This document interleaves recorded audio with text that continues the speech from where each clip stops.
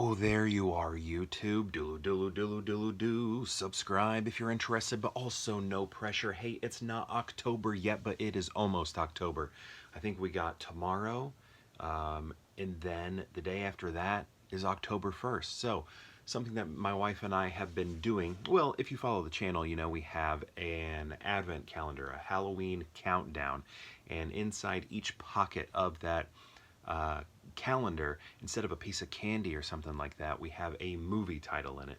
So we have a lot of movies this year that we would like to fit in there, but we can't fit them all in. So we're just trying to uh, knock out some of those movies that we have on our list a little bit early. So that's what we did today. We watched Infinity Pool. This is a Brandon Cronenberg movie. Um, you may know David Cronenberg. This is his son. I think it's funny that someone like David Cronenberg would just name his son Brandon. That's wild to me.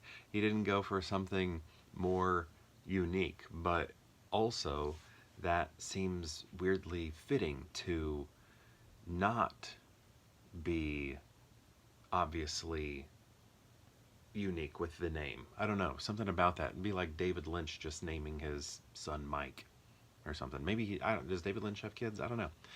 Um, but anyway, so yeah, watched Infinity Pool today. It has people like Alexander Skarsgård in it. It has people like Mia Goth in it. And then I don't know anybody else who's in it. At least I don't think so.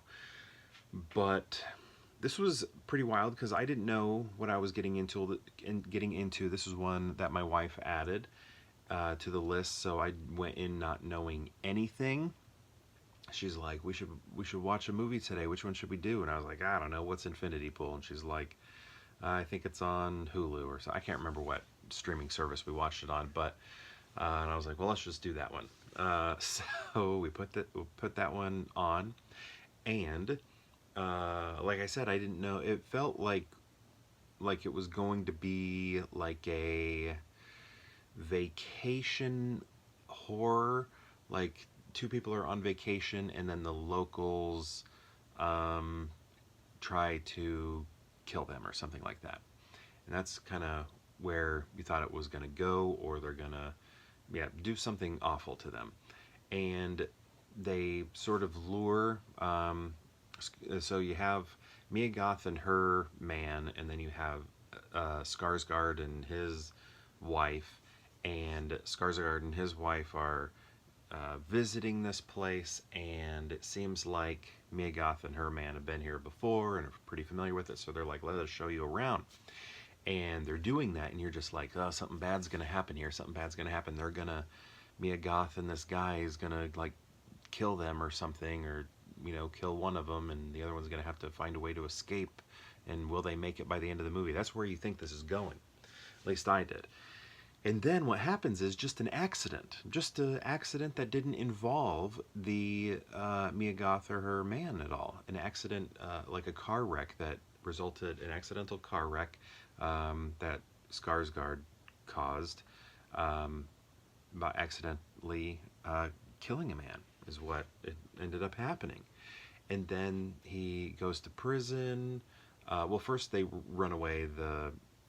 Mia Goth and her guy advise, I don't know if you want to go to prison here. We should probably run. You probably shouldn't stick around. So that happens. They run, but then the cops, figure it out or whatever, and then they bring him and his girl or wife in, and then, just talking about, you're in trouble, blah, blah, blah, blah, blah, and you're thinking, okay, where's this going now? Because then it just kind of seems like a guy gets in trouble, does something bad, maybe he's gonna have a rough time in prison or something. It's gonna, he's gonna be treated poorly in prison. But then it turns into a science fiction movie. They're like, well, because of your country of origin and the relationship we have with that country, we actually can't execute you, which is what we would normally do. So instead, what we're going to do, we're going to create. I'm spoiling some stuff here. Spoilers. He's like, so what I'm going to do is we're going to make a clone of you, a body double, and it's going to look exactly like you, and it will unfortunately have, all of your memories too. but you get to keep living and we'll execute your clone instead, and that will be enough for our government. And he's like, okay. He's like, yep, sign here to do it. You know, you get to live, you get to live. And he's like, okay. So he does it, and then he has to watch it happen. He has to watch the execution happen, and the execution is basically, what's the word, like executed? The execution is executed by the son of the farmer that he hit, and then he gets executed like the body double does. And you know, he's like crying and stuff, and he has to watch this, or the body double is. And but after he watches it, he like kind of like almost smirks or something, almost like he liked it or something. And then later we find out, I don't know, should I just tell this whole movie? Then we find out that like Mia Goth and her man had also um, gone through this already as tourists, where they have also been body doubled. So they kind of have like this group of people that have gone through this before, like almost like a support group, but they're like sadists.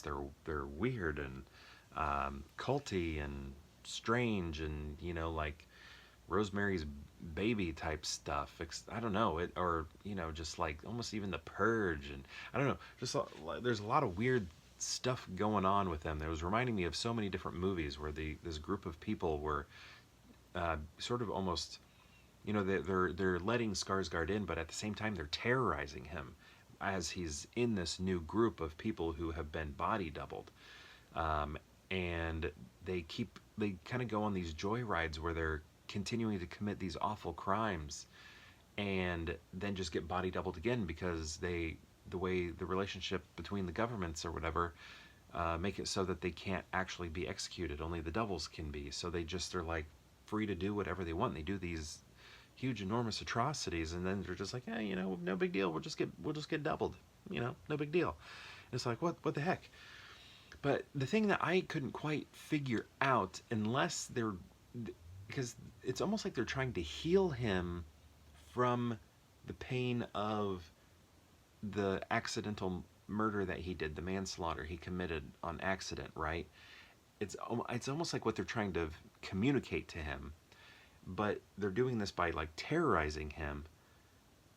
But I still don't get it. Is that what's going on, or are they just like wacko or something? I can't fully understand the group's motivation in terrorizing him, other than them being just jerks, bad people, and all of that. Because by the end of the movie, they just kind of seem like normal people when he's been healed or whatever. When they find him healed, and then they just like act like normal people that are leaving the country, going back to where their the places that they're all from, and you know, they're talking about like just their jobs and day-to-day life, and it's like, what was all that about?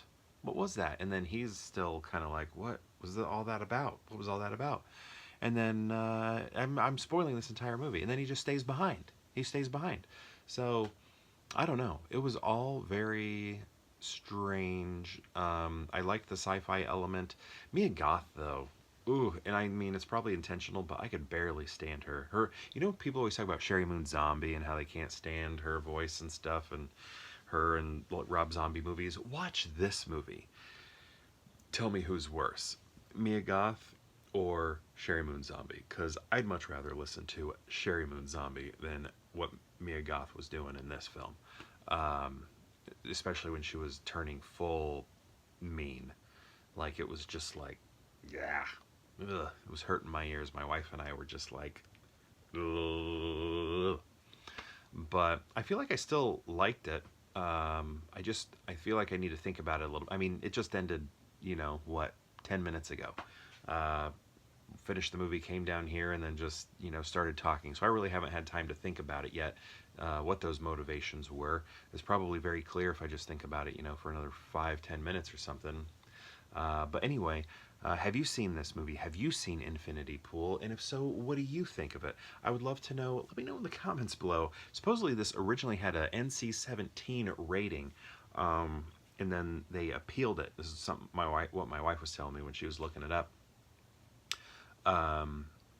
and they appealed it, and they didn't win, so they did have to go in and re-edit the movie. So there is an NC-17 cut out there.